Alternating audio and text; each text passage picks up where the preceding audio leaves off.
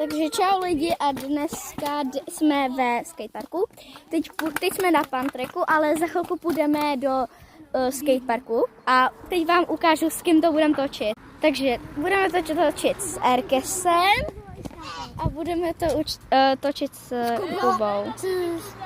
A to jednoho vám nebudu ukazovat, protože nechci. A teď vám to stopnu a ozvu se vám, až pojedeme to. Tak zatímco... No, tak jsme zpátky, tady je ten člověk, který ho nebudu ukazovat. A jedeme do skate parku. A no nic, počkejte, já to střihnu a ukážu se vám. No, tak jedeme tam a já teď to držím na jedné ruce. No to si děláš srandu. Kubo, to jsme vážně mohli jet tam tudy. Prostě, no to je jedno. Teď už můžeme jet, ale no prostě, no už jedeme na ten skatepark a to tady nevím, jestli stihnu, ale asi ne. Takže pak vám asi natočím druhý video, to jede rychle, ty vole.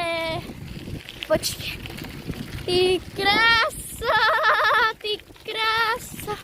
Jen už brzy, vole. Vogo. Jsou tam? Ne.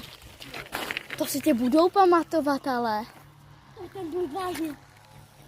Vážně tam ne. Ne, ale tam nejedem, tam jsou taky blbové. Kde to je lepší teda? Tady. Tam je tam.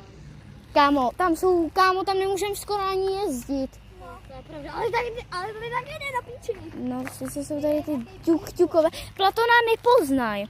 No to neřešte lidi. Já se vám ozvu potom, až to dokončíme. Tak zatím. No lidi, tak to bude asi pro tuto video všechno a za chvilku natočíme další video. Tak čau.